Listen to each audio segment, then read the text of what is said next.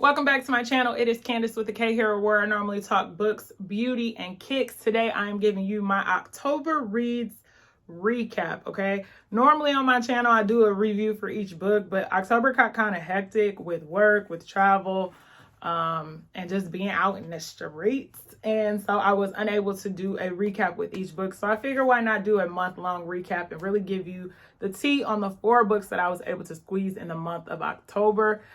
Ironically, they were all kind of within the spooky thriller suspense genre, except for one. And so let's get right into it.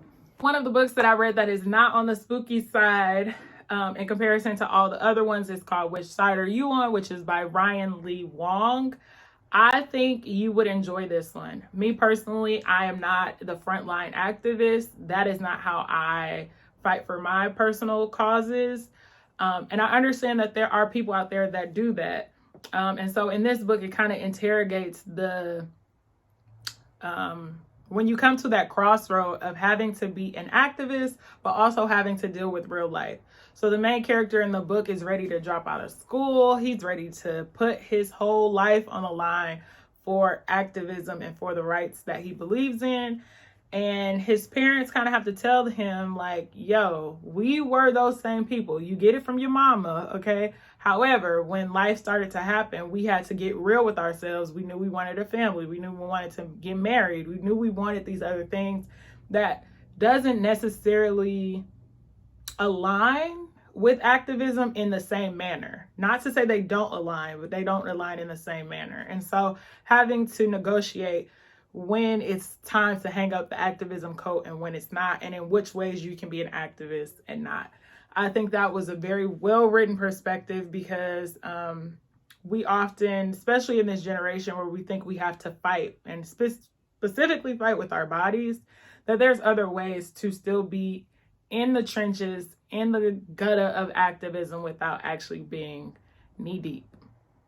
I digged it. 3 spooky books back to back to back. I thought I was low-key gonna lose my mind, but I enjoyed all 3, kinda.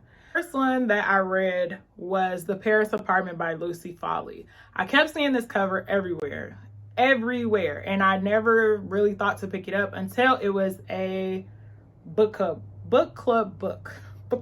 I'm actually really glad I did. The Paris Apartment was actually one of my favorites of this year because I think it will adapt to screen so well. Typically when I read a book, I'm thinking of it visually so that if it does get adapted to screen, I can do my own mental comparison and kind of say like, okay, I was feeling that, or okay, I was not feeling that, and this is why. And as I was reading The Paris Apartment, I think the storyline of it is gut punching, and it'll really keep you on the edge of your seat, but it also will be intriguing and entertaining, and it has a nice twist to it. It's not fluff, and it's not something that can be swept under the rug. So essentially in the book, the main character goes to try and find her brother who she was supposed to be visiting, but when she gets to Paris, he is nowhere to be found. She's trying to figure out how he's missing. Her brother is a reporter. Come to find out, he was doing some investigative journalism on this nightclub in Paris. In the Paris apartment that they were in, it was actually ran by a family, and they were doing a lot of undercover stuff where the dancers at the club were turning tricks, and one happened to turn trick and got pregnant. And once they are in that ring of turning tricks, they can't get out. It kind of makes it difficult for them to get out. And so the sister was uncovering all of this as she was trying to find her brother. And I'm not going to tell you how it ends because, baby, it's crazy. I liked it. Another book that I read was Home Before Dark by Riley Sager. I've read a Riley Sager book before, so I kind of knew what to expect. But this one was really actually scary because the imagery was so vivid.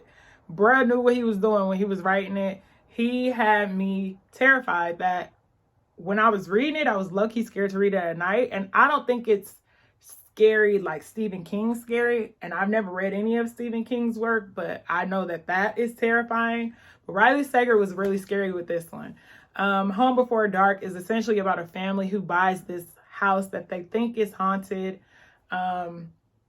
And it's kind of their story on this haunted house, but there's a plot twist in it too that I'm not going to reveal because I want you to read it and tell me about it. And I think the book could have been slightly shorter. There's a lot of stuff, but it's a good one. It's good. It is. It goes along the same lines of the book that I finished the month with, which is Verity by Colleen Hoover, of like, is it or isn't it real? And so that's all I'm gonna tell you. And so to go into Colleen Hoover's Verity, I did not like it.